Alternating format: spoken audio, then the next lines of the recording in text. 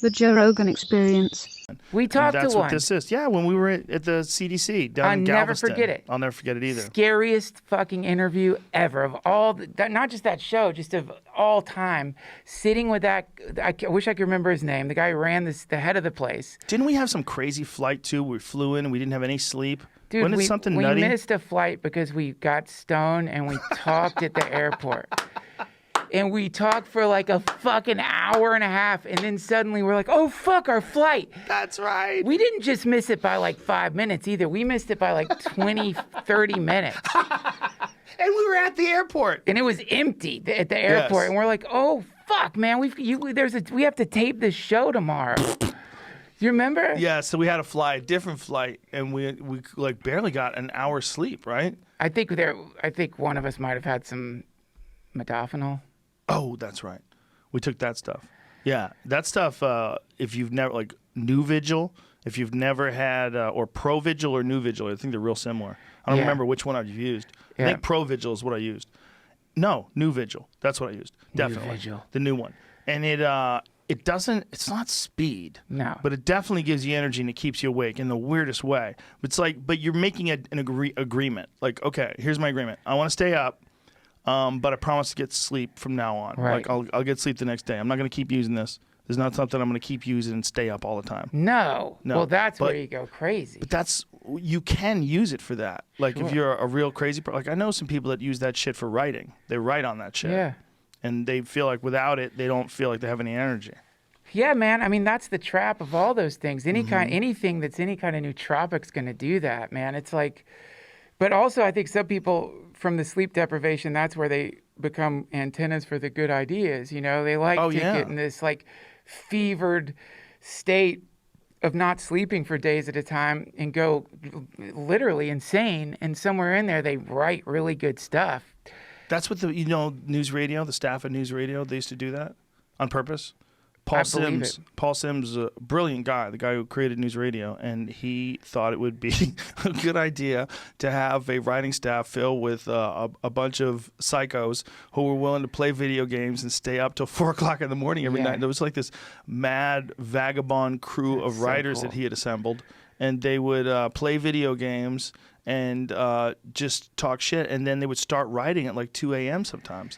But they would come up with these amazing scripts and the scripts were so ridiculous. Some of them were so ridiculous, and it's because they were delirious when they were writing them. They were just, instead of doing drugs, they were doing the drug of just staying awake. Dude, this is for me. I started doing this about 6 months ago, maybe a little longer. Waking up at 4 a.m., regardless of when I went to sleep. I was having some insomnia. And so I realized like, shit, I'll just like wake up when I wake up. And then waking up 4 a.m., if you have insomnia, that is going to cure your fucking insomnia, because when nighttime rolls around, you're exhausted. But not only that, 4 a.m. is like the great time for writing weird shit. Oh, yeah. Because you're still half asleep. And the stuff you write it's like, really feels like you're tripping, you know, especially waking up at 4 a.m. and then like eating weed. I was doing that. So you do eat weed first and then start writing?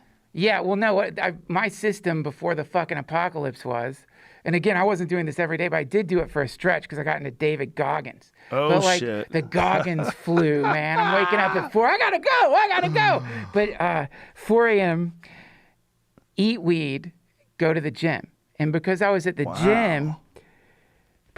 gym, that's where I would write. You were there that early? Well, no, because it would open it. I got there once before the gym opened. You must have felt like a savage.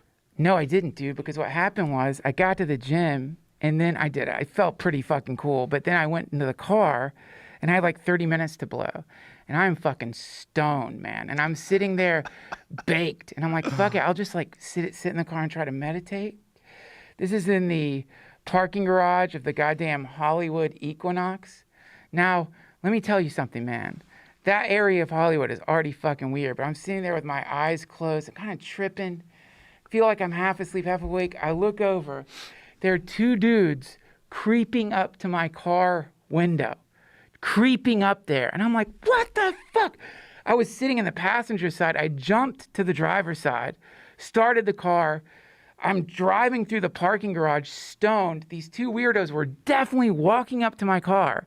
I'm like tripping. I'm like, what the fuck? I'm not going to work out. And so I leave and I'm like, what the fuck? I'm going to let these two like 4 a.m. weird vampires stop me from working out. So I drive back in. One of them's like leaning up against a pillar, like just staring at me. Creepy, dude. These people look like the Lost Boys or something. Well, they're probably preying on the cars of people that go to work out. They're probably looking for a car to break into. Right. I mean, that's what, like 4 a.m. people that are out on meth and they know that these assholes like to go to the gym and leave their shit in their car. Right. There you go. There you go. It was terrifying. But, you know, that's what you get at 4 to 5 a.m. is you get meth heads and you get people who are trying to improve their lives. It's the funniest mix of people. You get people who are like, I'm not going to waste a fucking second. I'm going to get up early. I'm going to exercise. I'm going to write.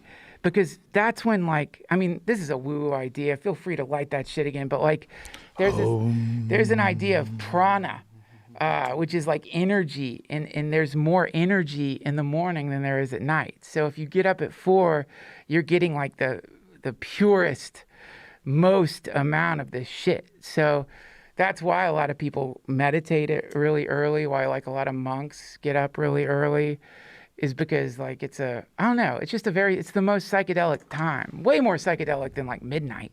Yeah, and it has you're exerting some form of control over your life. That especially, right? Just you're exerting discipline. Like my friend Jocko always says, discipline equals freedom. He gets up every morning at 4:30. There you go. And he puts a photo of his watch on Instagram.